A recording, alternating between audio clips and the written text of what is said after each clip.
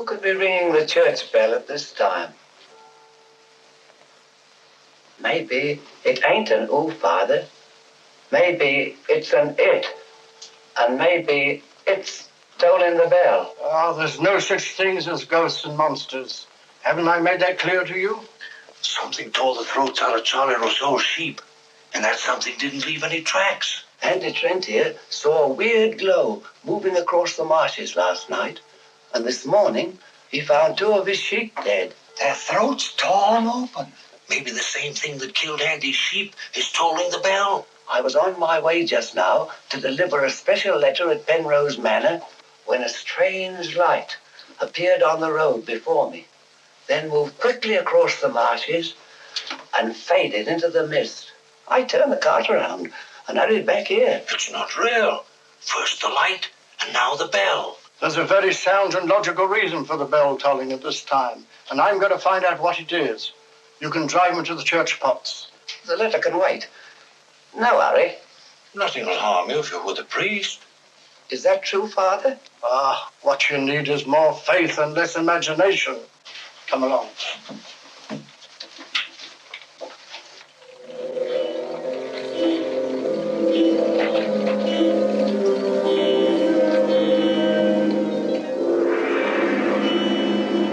I'd better deliver that letter to the manor.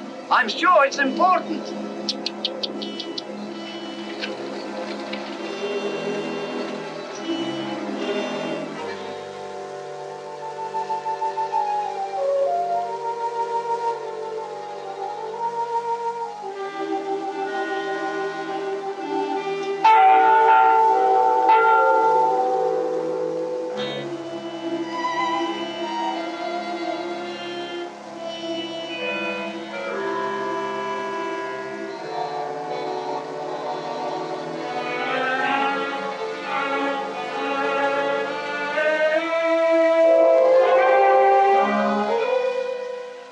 Goodness, that bell has stopped.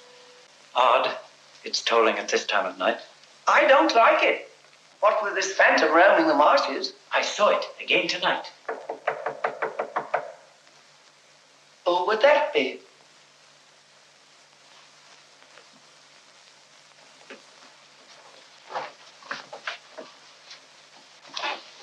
Where's Lord Penrose? He's gone to Quebec. Get him on the phone immediately. What's happened, Father? Lady Penrose, dead, clutching the bell rope, calling for help. It was dreadful. Her ladyship. Call Sergeant Thompson at the police station. Ask him to come to the church immediately. Come with me, Potts. I need you. Yes, Father.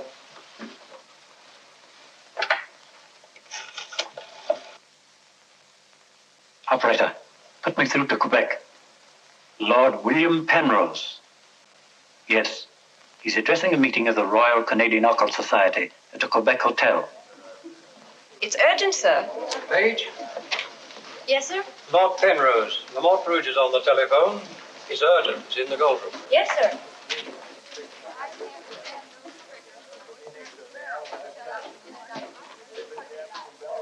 Gentlemen, as you know, the greatest obstacle in proving the authenticity of the occult lies in finding facts. However, if the facts are there, even the most hardened skeptic, provided he has an open mind, must finally acknowledge the actual existence of the supernatural. Do you admit that, Mr. Holmes? Facts are always convincing, Lord Penrose. It's the conclusions drawn from facts that are frequently in error. Yes, in the case of the Hound of the Baskervilles, as well as in the adventure of the Sussex Vampire, we found Watson, please. Oh, sorry. Well, gentlemen, this time I have facts. Cold facts.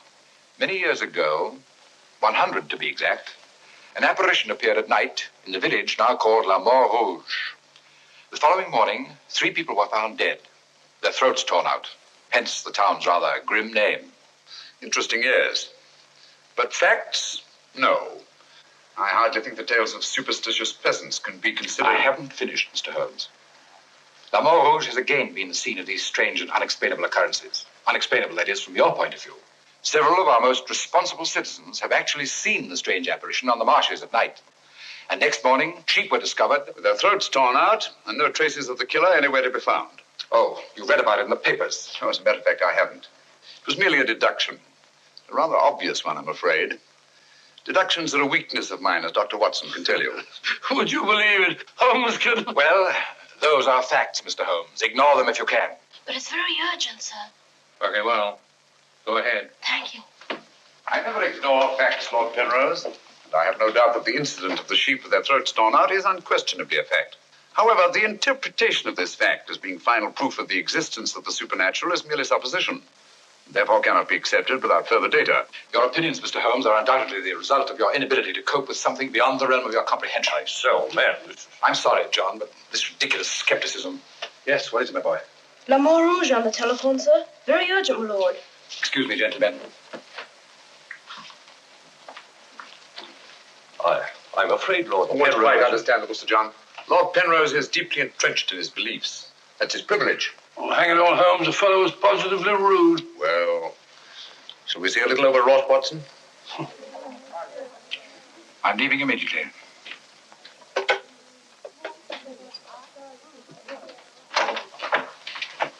Order my card, Watson. Hurry. Yes, sir.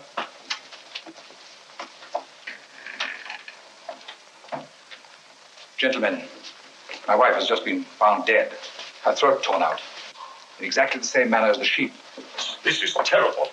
I say, you don't think that it's... Undoubtedly, Mr. Holmes, you would call it murder by person or persons unknown. I'm sorry. If I can be of any assistance... Thank you, no. I'm afraid the happenings in La Mort Rouge wouldn't interest you, Mr. Holmes.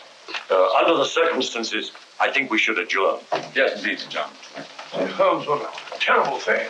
Mr. John, would you be good enough to convey our condolences to Lord Penrose? Yes, I'd be glad.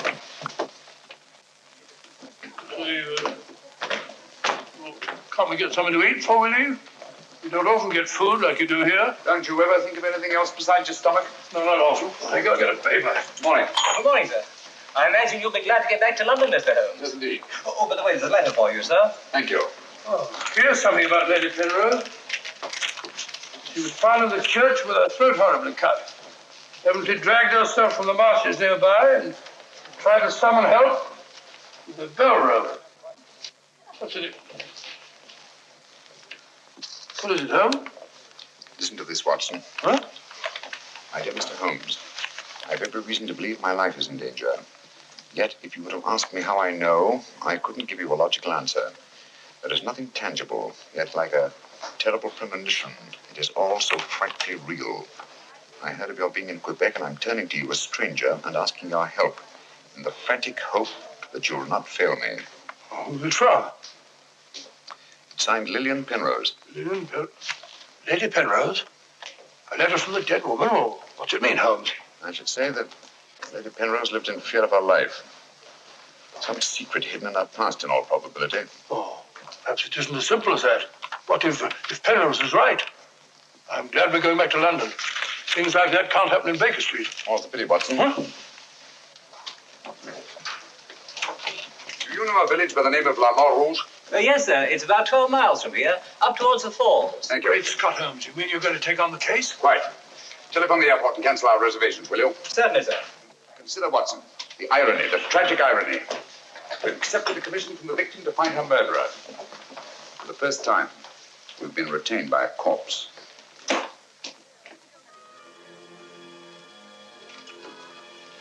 Doesn't seem to be a bell. Never mind, come along. Do you think we should?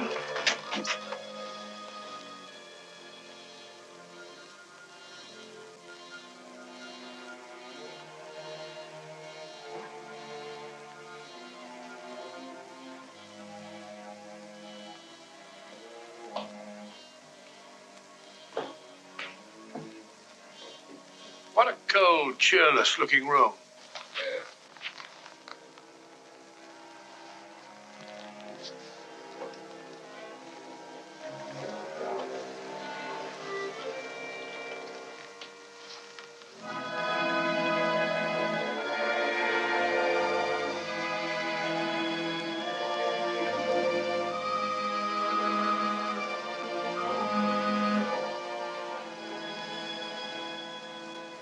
What do you want? Who are you? Mr. Sherlock Holmes. I apologize for this intrusion. Would you mind, gentlemen?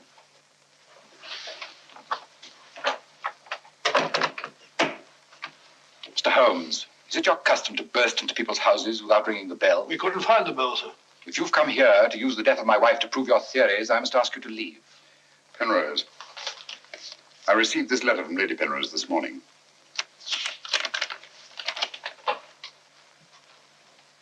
That was devilish awkward.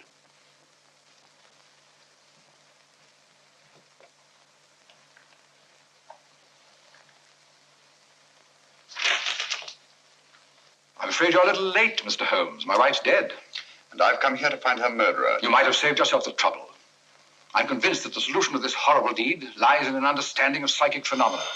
Although I don't expect you to admit that, Mr. Holmes. I assure you, Penrose, I neither believe nor disbelieve in anything, including psychic phenomena. If I could just see Lady Penrose, it might help dispel much of the mystery that surrounds these happenings in the Montrouge. Drake! Why don't you answer the blasted thing? Sergeant Thompson has charge of the case. You'll find him at the police station. And now I must ask you to go and take your assistant with you. You'll excuse me if I don't show you out. Drake! Drake! Drake, where are you? What?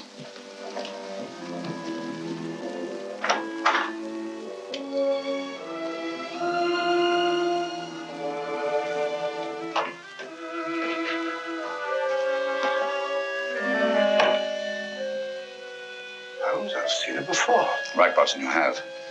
Yes, but where? Never mind that now. We must examine the wound before Penrose returns and has us thrown out of the house.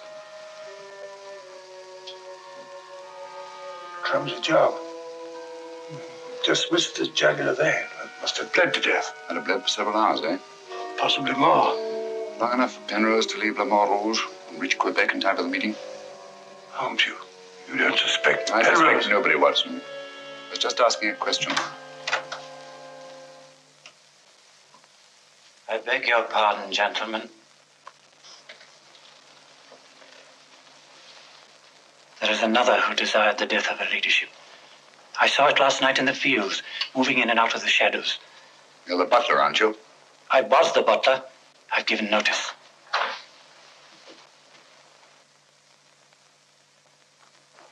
Drake! Get out. Get out of this.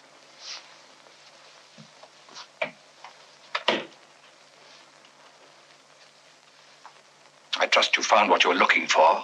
Two things have been made clear to me, Penrose. That your wife was murdered and that she's Lillian Gentry. Lillian Gentry? Will you leave, or must I call the police? That will not be necessary. We're on our way to the police station now.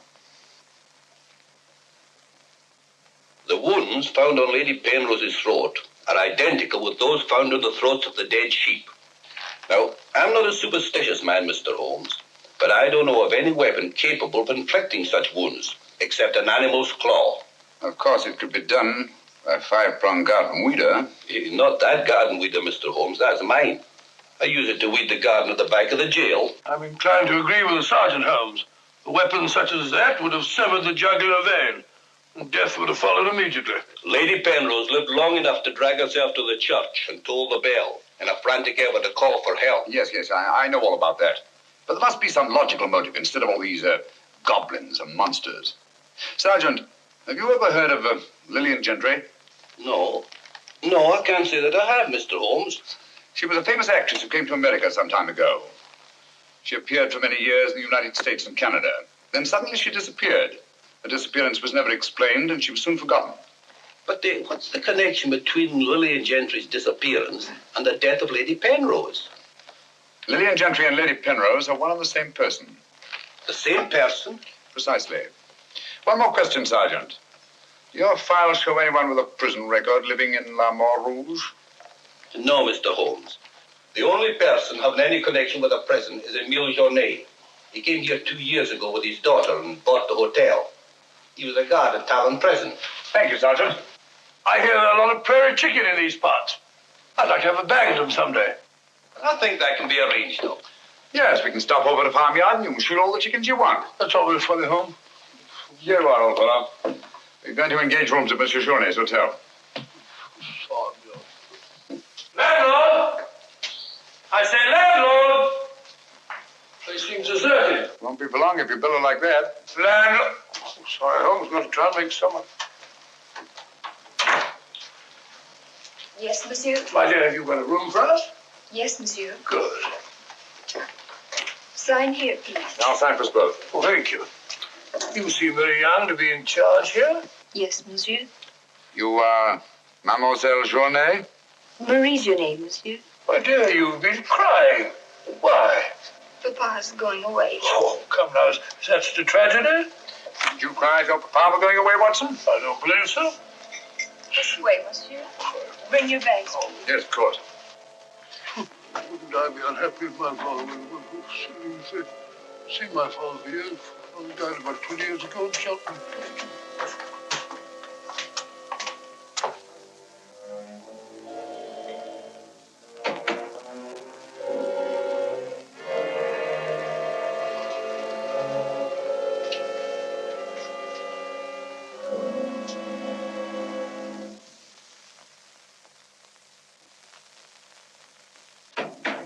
Some talk of Alexander, some of Hercules, of Hector and Lysander, such like names as these. Bills. That's the way it goes, Emil. It costs money to be born, and it costs money to die. Do you know who that was in the car? It was Sherlock Holmes. He's here now. What do you think he'll find? Ghosts and monsters. What else is there for him to find? There's nothing. I don't know. You're afraid, Emil. Of course I am, and so are you. Who isn't? Why should Sherlock Holmes come here? To investigate the death of Lady Penrose. What else? I'm afraid Mr. Holmes will return to London a sadder but a wiser man. Why'd you say that? Well, you can't arrest ghosts and monsters, can you now? Well, I'm on my way. The mail must be delivered. Some talk of Hercules, some of Hercules. That's better. This room gives me the creeps. It is very seldom used, monsieur. It isn't often that strangers come to Le Mont Rouge, and when they do, they never stay. I can't say that I blame them. Will your father be away for long? I don't know, monsieur. When is he leaving? I don't know. Marie! If you need anything, just ring, monsieur. That girl's frightened, Holmes. Obviously. She made the mistake of telling us that her father was leaving. Huh? You don't think that Journay... Suppose we have a little talk to Monsieur Journay. It might prove illuminating. Didn't I tell you not to answer any questions? Yes. Didn't I tell you to keep a silent tongue in your mouth? Yes, Papa. So you told them I was going away? Yes, Papa. That'll teach you to keep your mouth shut. Monsieur Journay, just why are you leaving La Mort Rouge at this particular time? I'm not leaving. What gave you the idea that I was? Your daughter? My daughter's mistaken. I merely said that I would like to go away. I've just been teaching her the difference. Yes, so I observed. I can't say that I approve of your method, sir. I'll ask you to mind your own business. Run along, dear. Oh, there, my dear. Disgraceful, hitting a child. Monsieur Journay is quite right. It's none of our business. Monsieur Journay, what do you know of the death of Lady Penrose?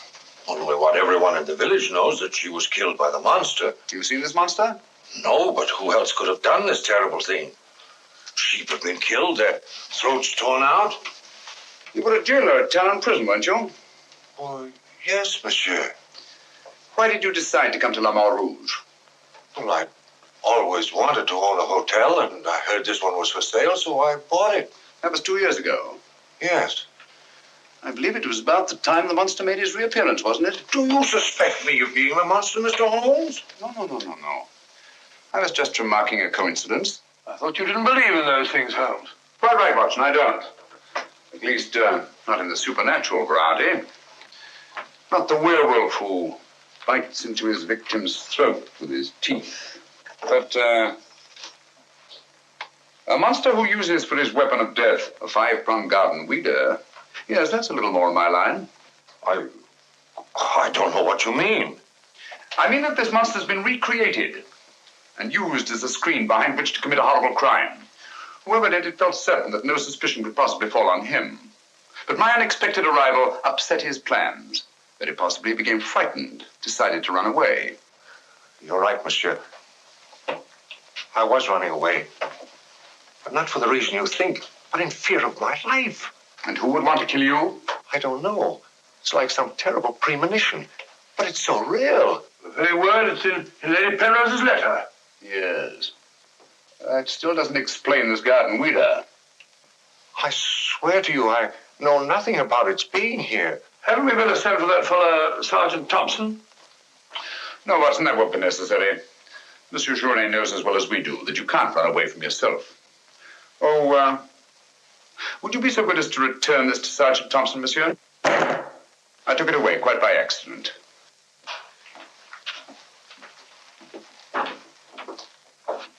Monsieur Journet knows as well as we do. You can't run away from yourself. This fellow Journet seems a very frightened chap. Do you think he'd have any connection with Lady Penrose's murder? Time will tell us many things, Watson. And now, my dear fellow, there's something you can do for me, if you will. Anything, Holmes? I knew I could rely on you. I want you to mingle with the people in the cafe tonight. Find out all you can and keep a particularly sharp eye on Journet. But you sort of take over the case. That's right, old boy. I want to get a good night's rest before starting out again in the morning. Oh, and incidentally, make yourself as inconspicuous as possible, will you? Inconspicuous? You can depend on me.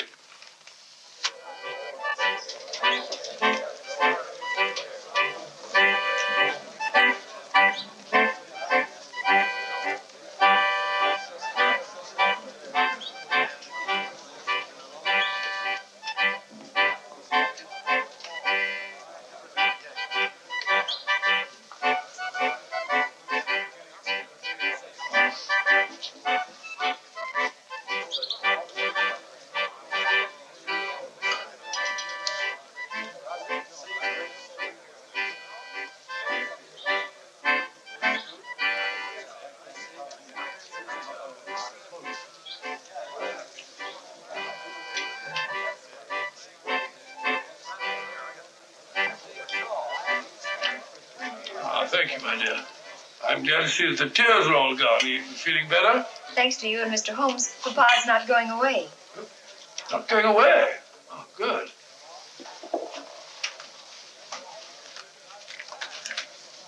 Journey not going away. There are many phases of the supernatural, Mr. Drake. Witchcraft, vampires, werewolves, ghosts, monsters. You'll find them all in the history of crime. So I say to myself, Potts, this is the handiwork of the supernatural. I gather that your name is Potts, that you're interested in the detection of crime. Allow me to introduce myself. My name's Watson, Dr. Watson of 221B Baker Street, London, England. How do you do, sir? Here's the crime. Bigger and better crime. I deduce, my good man, that you're somewhat drunk. No. Sharp he is. Sharp as a tack. And just as flat-headed. You might also deduce that I'm leaving this place. Getting out. As soon as the bus I'm waiting for hoots its hooter. I believe they say honks its hooter in these parts. Hoots to me, honk to you. Hoot, hoot. My dear fellow, I don't care two hoots whether it's hoot or honk. Oh, that's my bus, gentlemen. I just heard it hoot its hooter distinctly. If you solve this case, let me know. Personally, I'm betting on the monster. You take my advice, Patsy. Get out of this place before they find you with your throat cut.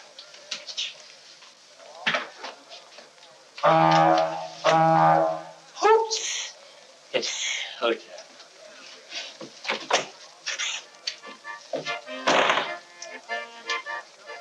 Nervous? Well, the thought of having your throat torn out by some monster isn't likely to make you very gay, Dr. Watson. Indeed. Some of Monsieur Journet's excellent wine will soon remedy that. Marie, would you bring a bottle of this excellent wine for my friend here? Yes, monsieur. Mr. Potts, as a student of the occult, supposing you give me your theory of this murder. You like this wine? Oh, but Dr. Watson, I never drink anything stronger than milk. Teetotaler? No, hiccups. Every time I drink alcohol, I have hiccups. Sorry.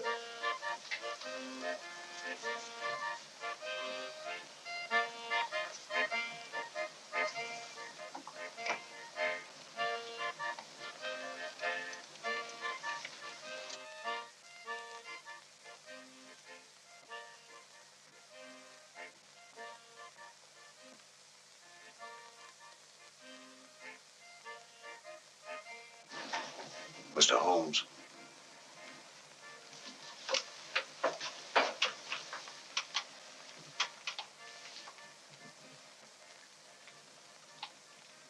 Mr. Holmes.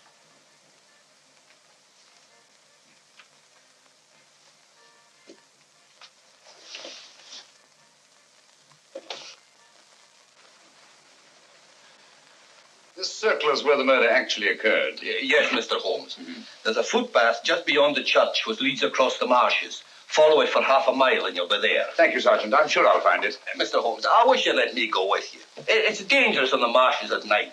These swamps, the one false step... I'm sorry, Sergeant, but it's important that I go alone. I'll keep close to the path. Well, will Dr. Watson be going with you? No, Sergeant. I asked him to do some research work of his own, and by now he's probably magnificently involved. Good night. Good night, Mr. Holmes.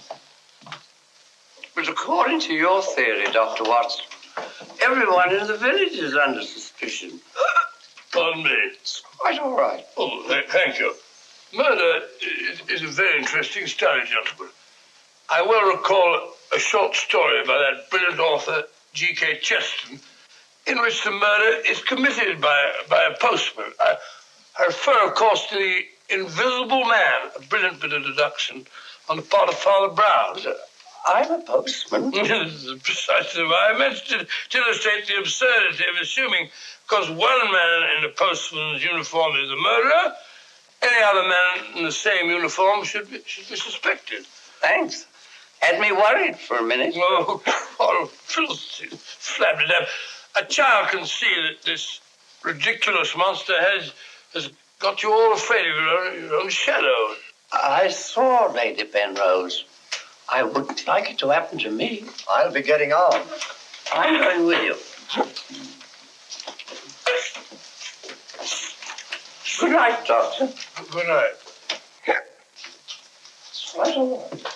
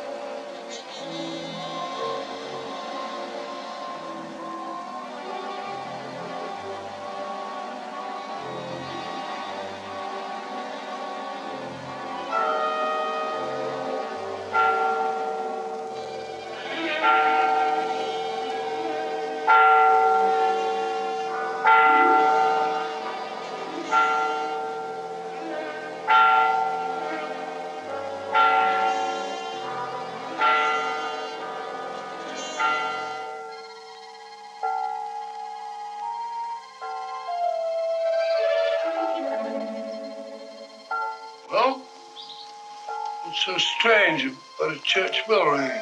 It rang the same time last night.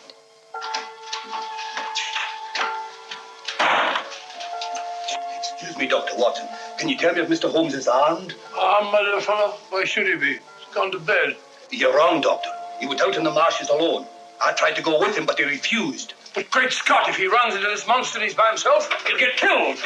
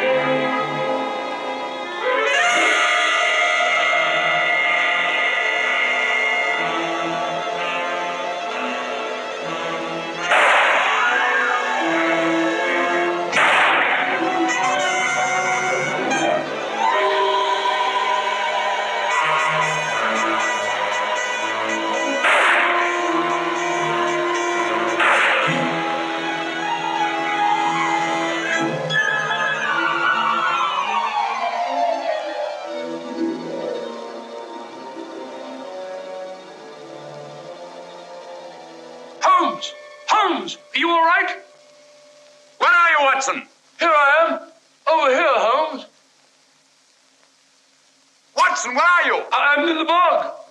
Oh, good gracious. Come here. Your instructions were to mingle with the people and stay in the cafe. Sergeant Thompson said you were out here alone, so I thought you might need help. Yes, so you proceeded to fall in the bog, eh? Fall?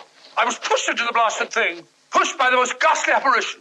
Came at me like a roaring furnace, with spitting fire in all directions. Before I could get my revolver, the thing was upon me. The next thing I knew, I was in the bog. Are you all right, Mr. Holmes? I heard shots. Yes, I'm all right, but Dr. Watson here seems to have encountered the monster. He has? Come on, old fella. We'd better get you out of these wet clothes and into a hot tub before you catch a deadly cold.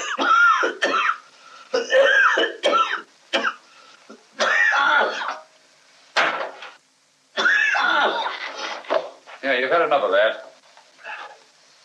Drink this. You'll be as fit as a fiddle in the morning. Well, you had such a bad time. I got a right to share your dangers. Thanks, old fellow. You know, I wasn't sure the villagers weren't right. And if it did turn out to be some sort of supernatural monster, well, why should I involve you? Rubbish. However, I did learn something. I can now state positively that our antagonist is not a phantom. But the thing actually spat flames at me. All just a figment of your imagination. The murderer knew I was out on the marshes, and obviously wanted to frighten me. You frightened me, all right. How do you manage the flames? Merely clothing, treated with phosphorus. When the murderer fled, his shirt caught on a tree, and this piece of cloth was torn off. Come in. I'd like a few words with you, Mr. Holmes. I'll come directly to the point. Hello? What happened to your assistant? I'm not his assistant. If you must know, I was pushed into a boggy hole on the marsh. Pushed? By whom? I don't know. Spat fire at me. My good sir, in spite of Mr. Holmes's theories to the contrary, things have been seen and heard on those marshes that cannot be explained away by the use of logic. If I were you, I'd keep away from them. I'm not so sure. Holmes found... Penrose, for the first time in my long pursuit of crime, I confess that I find myself baffled. I'm a detective. I need tangible clues. And up to now, I admit I found none. And you won't. I advise you to leave La Mort Rouge. Tonight, you escaped with your life. Next time, you may not be so fortunate. Thank you for your considerate advice, Lord Penrose. Good night, sir. Excuse me.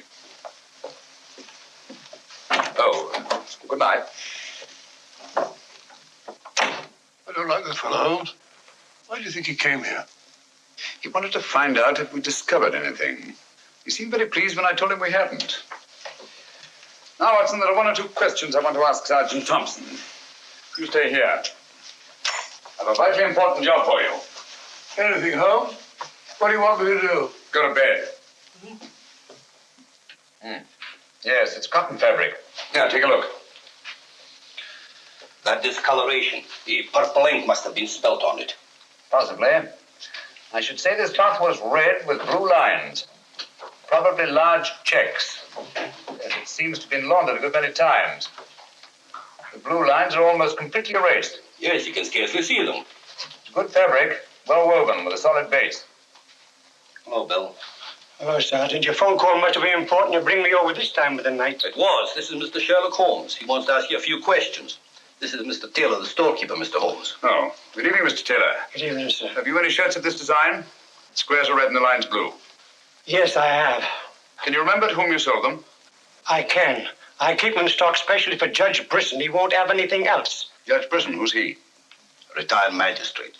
He's a cripple, lives alone with his housekeeper. Have you sold any of these shirts to anyone else? No, sir. They're too expensive for the village and the boatmen. This is the finest material. Imported. You say Judge Brisson's a cripple? Yes, he was a magistrate in Quebec.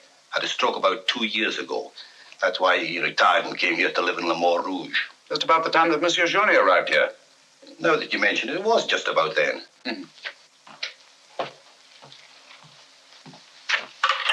Hello, operator? Give me Judge Brisson's home, will you? Thank you.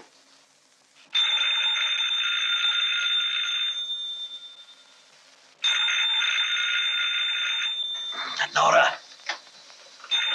Let it ring. Haven't I told you not to answer the phone at night? Yes, sir. Well, then obey my orders. Yes, sir.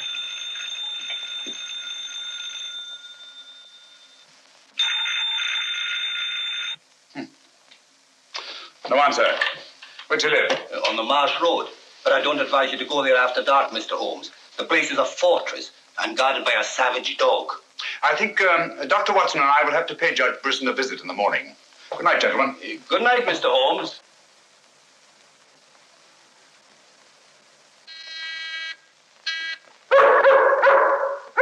Two locks on the door. One of them new. Yes, I should say that Lady Penrose's death had increased Judge Brisson's terror. Don't like the sound of that dog. No, sounds hungry. Possibly ravenous. Could we come back after he's had his breakfast? I'm sorry, Watson. Our business won't wait. Oh, stop now. Yes, Watson. Good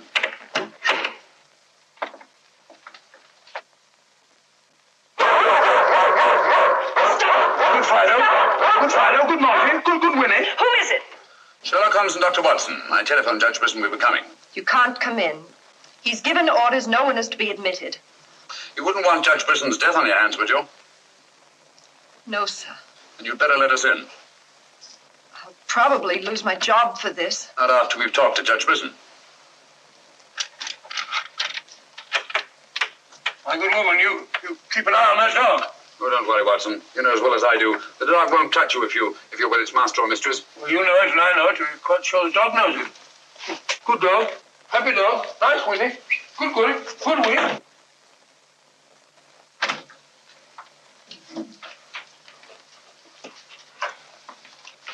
Let me warn you, I'm armed.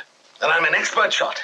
We didn't come here to harm you, Judge Brisson, but to protect your life. I told you over the phone this morning, Mr. Sherlock Holmes, that I did not want to see you. I don't want to see anyone. But I want to see you. Stay where you are. Nora, show these men out.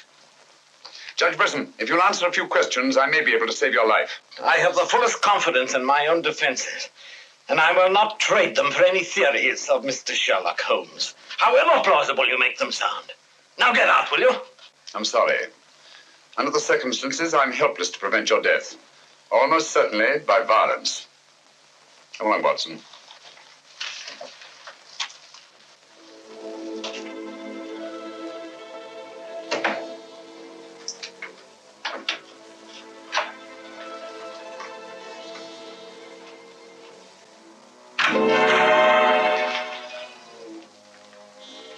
Pardon me.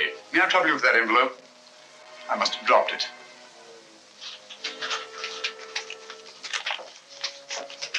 Thank you. You're a very clever man, Mr. Holmes. A crude device, Judge Brisson, but it's confirmed my suspicions that you're not the cripple you pretend to be. I'm sorry. But I'm frightened of everything and everybody. Why don't you sit down? You want to get shot, Holmes? Come in, Watson, and close the door. Sit down, old fellow. Judge Brisson has decided not to shoot us. Oh, very kind of him. Gentlemen, this fear is driving me mad. It's quite understandable. The whole village seems to be consumed with fear. But in your case, judging from your vicious dog, those barred windows, and that hunting rifle, it's not fear of the supernatural. Just what are you afraid of? Well, truthfully, Mr. Holmes, I don't know. And yet I feel its very presence.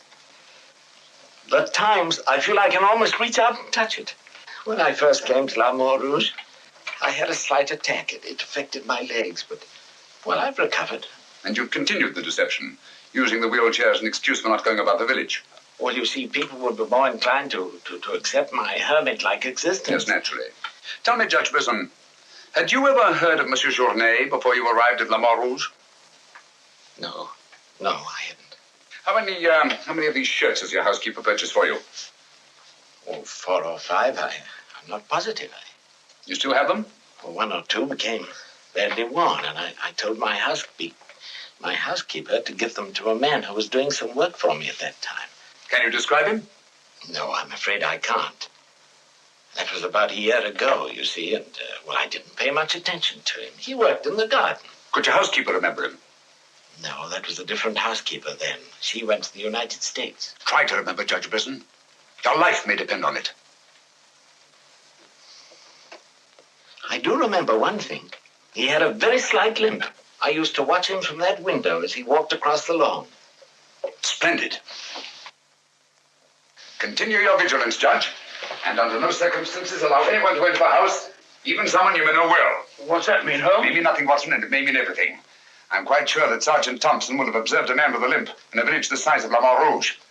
Good day, Judge, and thank you. Good day, sir. I'm sure Sergeant Thompson will have observed a man with a limp in a village the size of La Rouge.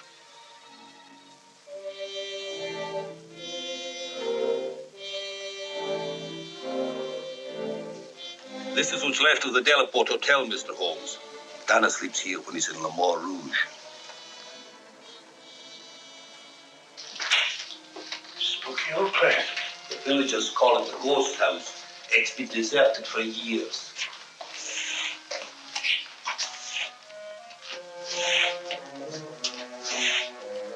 He walks with a limp.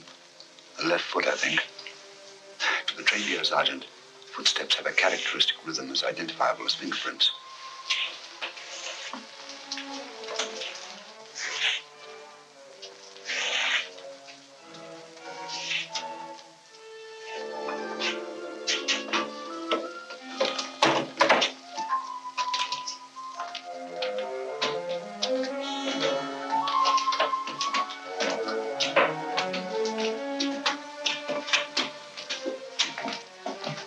What do you want? Come to have a talk with you, sir. I've done nothing. Then you won't mind answering a few questions. What do you want to know? Tell me, Tanner, where were you 2 nights ago? Down the river. Last night? I just got back tonight. You're lying. You can't frighten me. But now I got a job to do. Quite evident that you haven't been on the river within the last 48 hours. Are you trying to make me out the murderer of Lady Penrose? How do you know she was murdered? I'll tell you how you know she was murdered. Because you murdered her. Holmes, look! In there! The monster! That's right, Watson. One of Bristol's shirts, which Tanner here treated with phosphorus. Take him, Sergeant. I'll give you all the evidence later. Look out!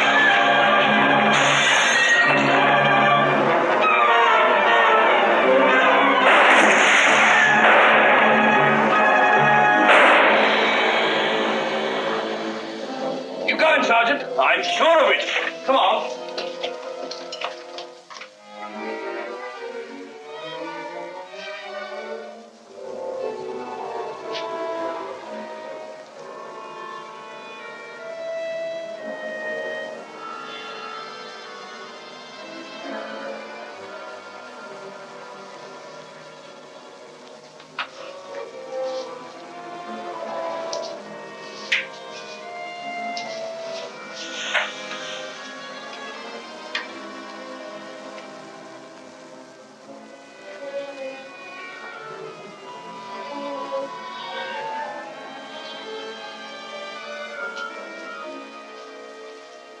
I see no reason why we shouldn't leave for home tomorrow. So much for tomorrow. But for tonight, what do you make of this, Watson? I found it in Tanner's room. Just a photograph? That's right, old boy, just a photograph. You notice anything else about it? Part of it's missing. Bravo, Watson. Now, if we can find the missing half, notice the discoloration of the torn edge, faded signature. The upper half was torn off sometime within the last year, I should say. Why all this fuss about an old photograph? Watson, have you ever stopped to think that the science of detection is very much like stringing a handful of beads? I can't say I have. Well, it is. And in this particular case, you might say that I have 5 beads.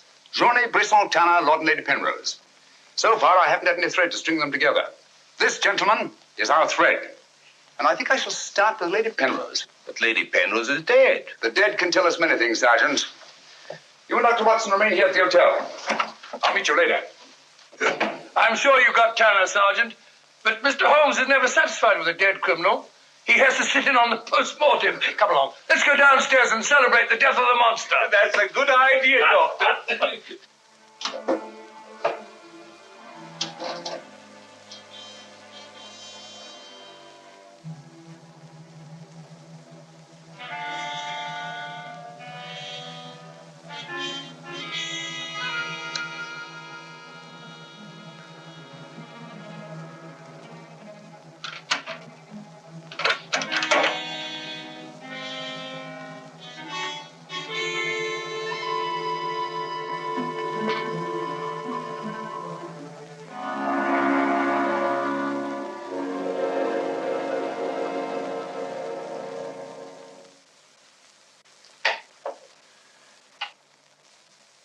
So the great Sherlock Holmes becomes a common thief.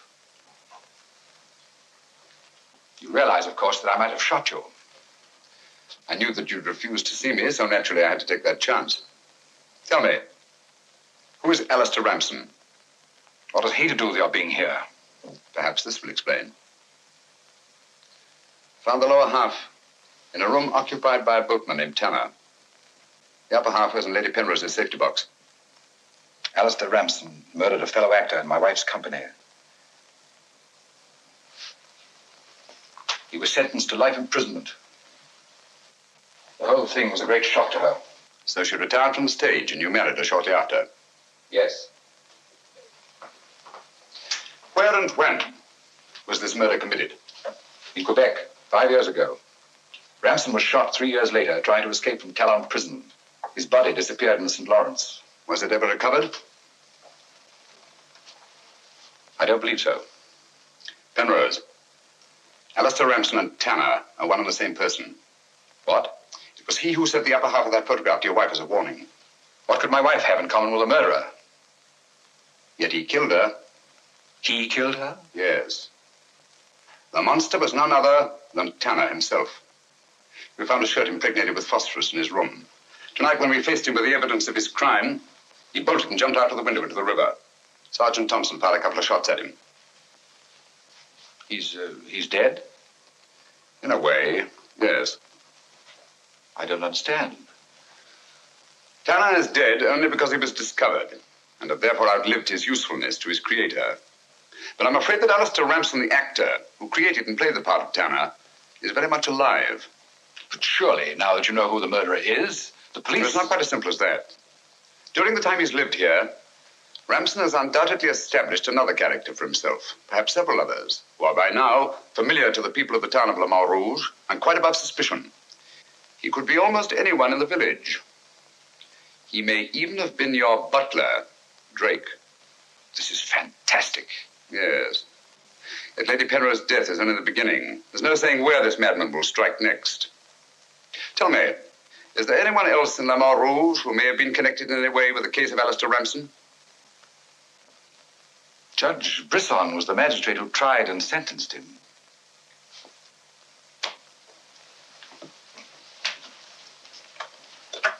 Operator?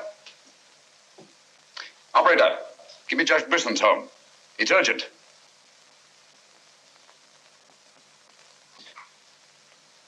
Judge Brisson, this is Sherlock Holmes. Oh, yes, Mr. Holmes. Oh, I'm quite all right, thank you. I've chained up the dog, as you asked. As I asked? I haven't telephoned you before. Somebody's obviously imitated my voice in order to gain access to the house. Well, certainly, Mr. Holmes. I'll lock all the doors and await your arrival. Yes.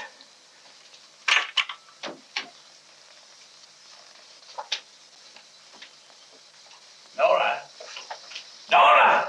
If I can be of any assistance, Mr. Holmes... Thank you, but I'm afraid... You think Judge Brisson's life's in danger? I only hope I'm in time to prevent a second murder.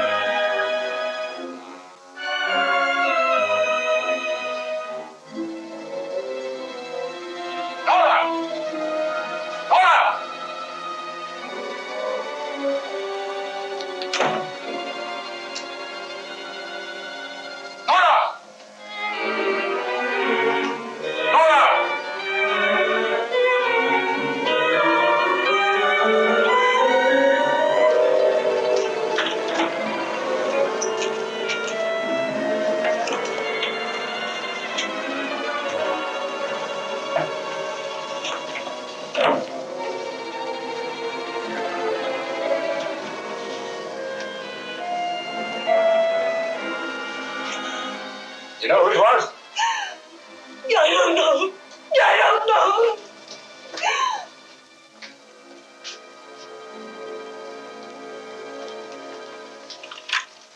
Hello?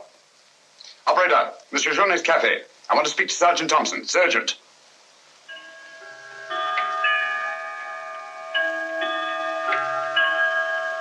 Sergeant Thompson, this is Sherlock Holmes. I'm at Judge Brisson's. He's been murdered. Judge Brisson's been murdered. Judge Brisson. The murderer gained access to the house, gagged and bound the housekeeper, then disguised as Nora, murdered Judge Brisson. I'm returning to the old Jelapont Hotel on the chance that he'll go there to change his clothes and assume another disguise. Ask Dr. Watson to meet me there as quickly as he can, will you? You'd better come here at once and take charge. Right.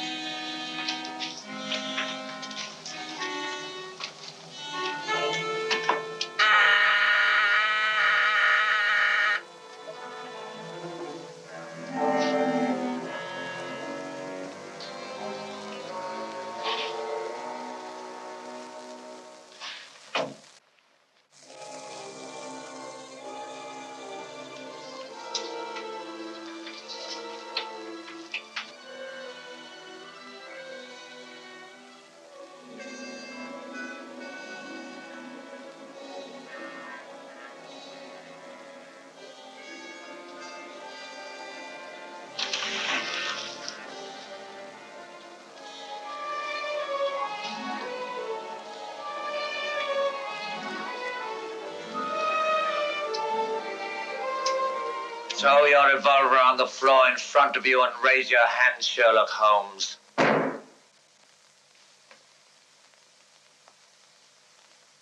I should have thought you would have felt more at home in the spotlight. I see you finally identified me.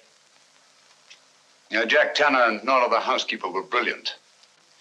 You should really take a bow. It's too bad you appeared on the scene when you did, and I had to ring down the curtain on the monster. Your recreation of the monster of La Mort Rouge as a means of murder must have given you great satisfaction. Why did you kill Lady Penrose? I see no reason why I shouldn't tell you. I couldn't bear the thought of another man possessing her. And Judge Brisson? During the trial, I grew to hate him. And when he sentenced me to prison, I vowed that someday I would escape and kill him. I see. Obviously, you planned still another murder. Otherwise, you'd have returned to the safety of your first disguise and defied me to find you. You're right. I am. There were 3 people in my life who had no right to live. 2 have already died. The 3rd remains. Tonight, I shall kill him. Mr. Holmes, I've always had the greatest admiration for your talents. Thank you. Your performance in this case has also been brilliant. So brilliant that I'm afraid I'm going to have to ring down the curtain on it a bit prematurely. Mr. Ramson, we are artists in our fashion, not creatures skulking in alleys. If our positions were reversed, I shouldn't think of sending you to your death. Lacking a few stray pieces of the puzzle? What do you want to know? The name of the 3rd person. I have no objection. If there is a hereafter, which I doubt, you and he will meet very soon, Mr. Holmes. The name of the 3rd person is...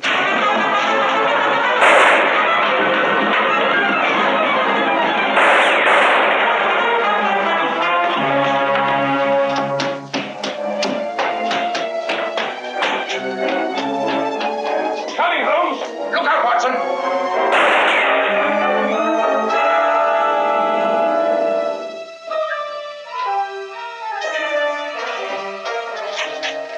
All right, Watson.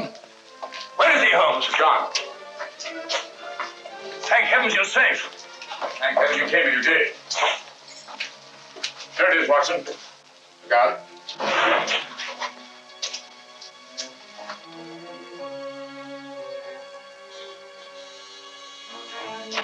So you got away again? Yes, Watson. Over that warehouse roof, most probably. What a fun little room. Yes. This is obviously the secret room where his disguises were created. Looks like an actor's dressing room. He is an actor, Watson. One of the finest acting talents of our time. Look at this. Nor the housekeeper. His name's Alistair Ransom. Alistair Ransom? Never heard of him. No, that's not important. The important thing is that he murdered Lady Penrose and Judge Brisson. Great Scott, he did it. Yes, Watson. This Ransom is a paranoiac. His orgy of crime is not complete. There's still another.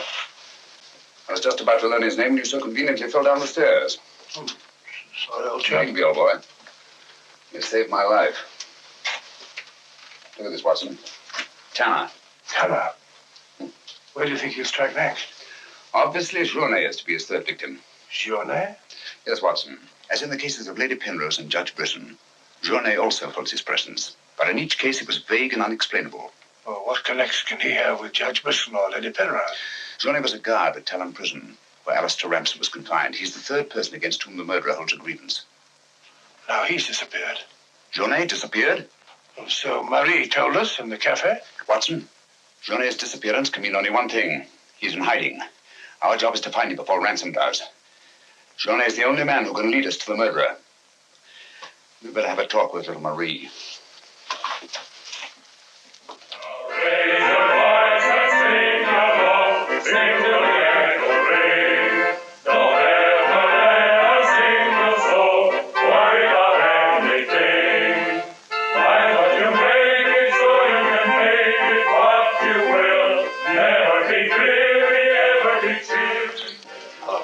Have you seen Marie? No. Have you seen her? Can't say I have.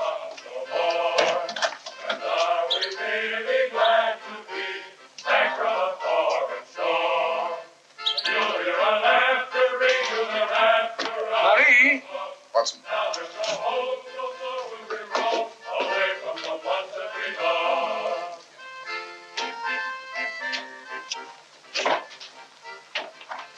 What is it, huh? I'm afraid we're too late. Marie.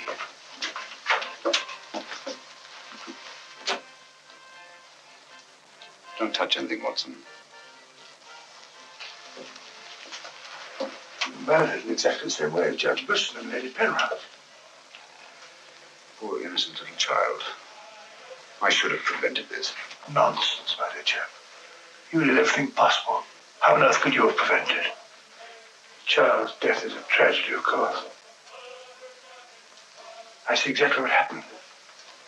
She was standing here by the desk, and the murderer came in by that door. He came in through that door, but Marie was not in the room. She alone, of all people in the cafe, saw Ransom enter this office. It was someone she knew well. Someone who might have a message from her father. So she followed him here. And when she refused to tell him where her father had gone, he killed her. Ransom already knew that Journey had disappeared, but he didn't know where. When he questioned her, she became suspicious, and it was then that he killed her. Telephone Sergeant Thompson, will you? And this is Judge Brisson's. Ask him to come here at once. And see that no one leaves the cafe until he gets here. The murderer may be among them.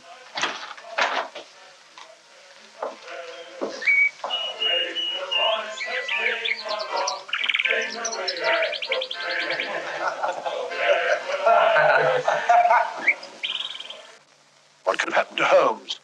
He's been away all day. It's very unfair of him keeping me in suspense like this. He knows how worried I become. He continues to do it, and do you know why? He actually enjoys making me miserable. Half a mo.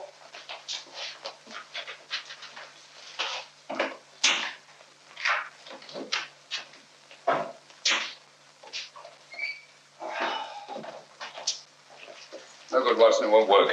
What won't work?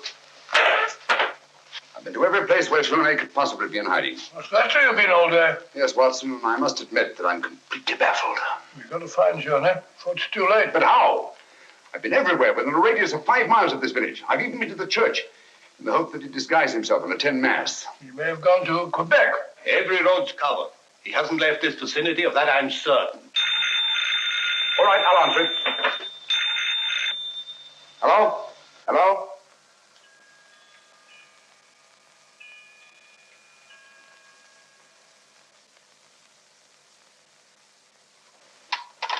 Who was it, Holmes? Watson, get your hat and coat. You're very rude, Holmes. You leave me all day long with that very dull inspector. I ask you a perfect polite question, and all you say is, Watson, get your hat and coat. We're going to find Journey. Sergeant, you wait here till I call. Watson, do this. Watson, do that. Watson, get your hat and coat. Watson, take it out. Watson, Brisson's house. Watson, this, Watson. It's my opinion that Judge Brisson's house is the last place that you'll find Journey. Put yourself in Journey's position, Watson. Where's the most likely place that Ramson would look for you? Certainly not in the very house in which he's just killed one of his victims.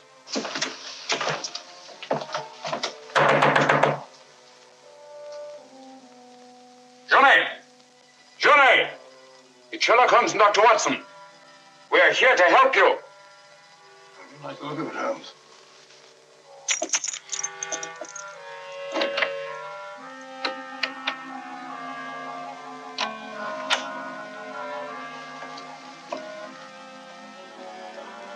Holmes! Holmes! Where are you? Here I am, Watson.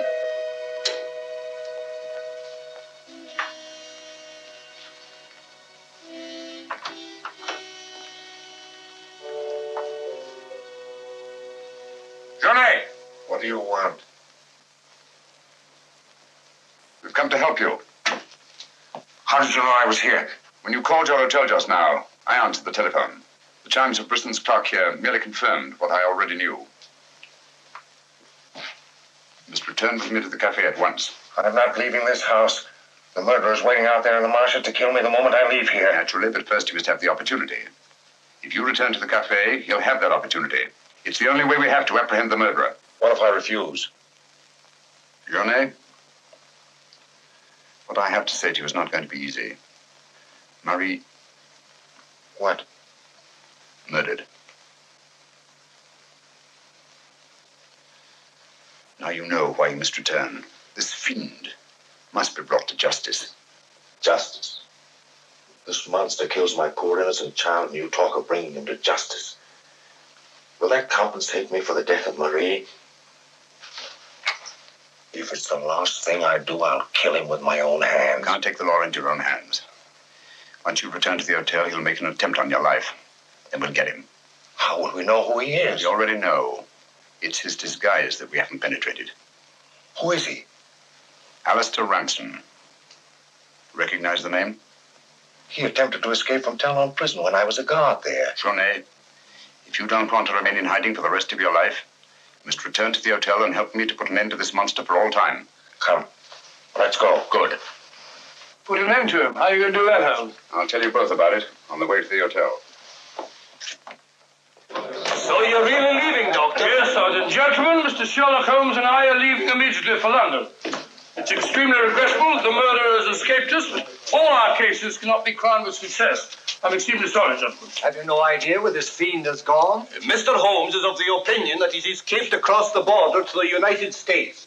It may be years before we can trace him, if ever. Oh, Jenny, just a minute. Our bill, please. Bill? Yes, Mr. Sherlock Holmes and I are leaving immediately. Oh, I'm sorry, Dr. Watson. I'm just on my way to the church to offer a prayer for Marie. I'll forward your bill to you. Yes, of course, my dear fellow. I understand. We leave our address at the desk. Goodbye, Mr. Potts. It's been a great pleasure knowing a man of your intelligence. Thank you, Dr. Watson. It has been most stimulating talking to one of your vast experience. Oh, thank you. Let's hope that we shall meet again someday and continue our little chats on crime. It would be most exciting. Oh, by the way, Mr. Holmes would like to see you for a minute in his room. Yes. I'll show you where it is. It's the second room on the right up there. Thanks. Emile, it's me. But, do you mind if I walk part of the way with you? It's a bit frightening out here. It's these marshes. This is almost the very spot where Lady Penrose was attacked. 3 deaths in 3 days. It's a pity Marie had to be killed. She was such a sweet child. 3 deaths in 3 days. And still one more to be accounted for. You were frightened, Amy. It's strange to see you showing fear. The man I hated at Talon Prison.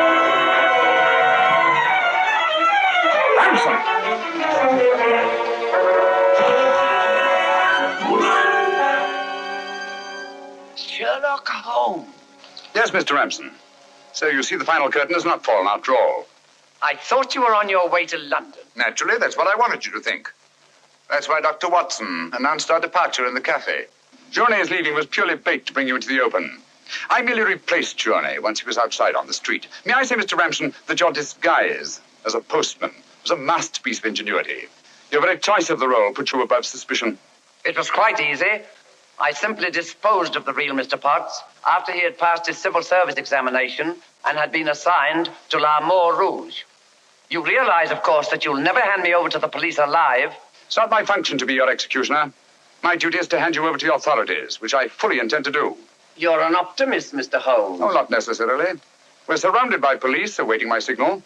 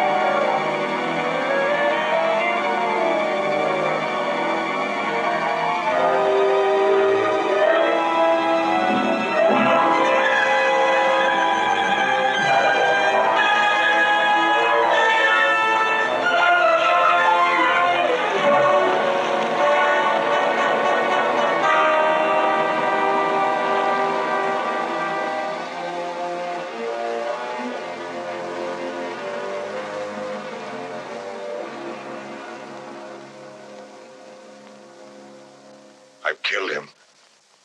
With this. Ransom's instrument of death has been his own executioner. Well, gentlemen, our search for the monster has ended where it began, on the marshes. Eh, Watson? Watson, where are you? Why isn't he here? He was with us a minute ago. Watson! Here I am, Holmes. Where are you? I've fallen in another hole.